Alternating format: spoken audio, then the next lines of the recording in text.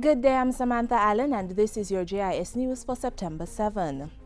Government has awarded 43 pharmaceutical contracts valued at $3.3 billion for 2 years' supply of drugs for public health facilities. The National Health Fund signed the contracts with the local and international suppliers Thursday morning in Kingston.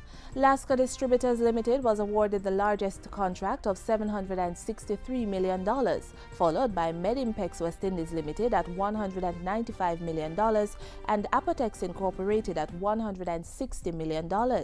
Health Minister Dr. Fenton Ferguson says the contracts will cover 894 items on the vital, essential and necessary VEN list of pharmaceuticals. This is a signal proof that we are committed to providing quality health care for the Jamaican people. Virtually all routinely seen disease conditions which presents itself in our public health institutions are covered. Government is one step closer to reopening the export trade in scrap metal. Industry, Investment and Commerce Minister Anthony Hilton announced Thursday that 3 processing sites will soon be selected to facilitate this. They are among 4 sites shortlisted from 30 for which the ministry will begin negotiations with the owners early next week. A statement from the ministry says none of the sites is 100% ready to begin operations, so the plan is for government to lease and upgrade the 3 that are eventually chosen. In a meeting with the Scrap Metal Federation Thursday, however, Minister Hilton warned that new conditions would apply for the trade to be restarted. Minister of Science, Technology, Energy and Mining Philip Paulwell has launched the reintroduced Ministers' Innovation Awards. The goal is to encourage innovation and facilitate the protection of intellectual property and help drive commercial success of technological and scientific creations. Awards will be given in 5 categories ranging from health and wellness to creativity, resource use efficiency, resource or knowledge valorization, and an open category for all sectors and types of innovations. In it is a recognition that without a sustained focus on science, technology, innovation, the big I, then we're not going to be able to accomplish the laudable objectives that we have established in our 2030 vision. The award ceremony will be held November 8 at the Pegasus Hotel. More than 120 vendors are to benefit from newly refurbished facilities at the Redemption Market in downtown Kingston when it reopens in time for Christmas.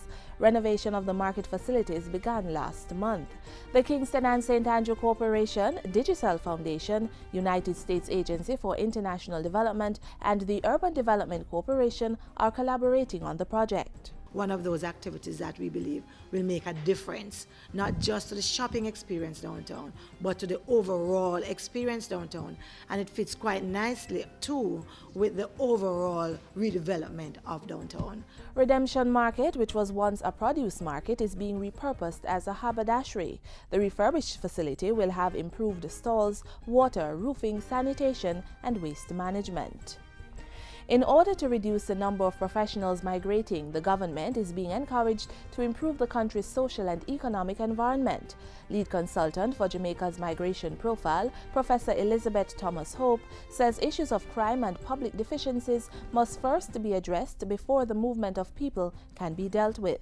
It is essential in policy to focus attention on building capacity and building what has become termed in migration context an enabling environment. Mrs. Thomas Hope was speaking earlier this week as the Planning Institute of Jamaica and the International Organization for Migration launched the Migration Profile of the country. The document provides a framework for bringing existing information from different sources together in a structured manner at both the national and regional levels. And finally, the September observance of National Employers Month will be used to focus on finding solutions to informal employment and low productivity in Jamaica. President of the Jamaica Employers Federation, Wayne Chen, says that's the organization's goal for the month. He says the federation will be staging a number of initiatives to spread that message and highlight employers' roles in the development of the nation. We recognize that to realize our 2030 vision of becoming a developed country, we have to develop a globally competitive workforce. And that's it for JIS News today. I'm Samantha Allen. Thanks for watching.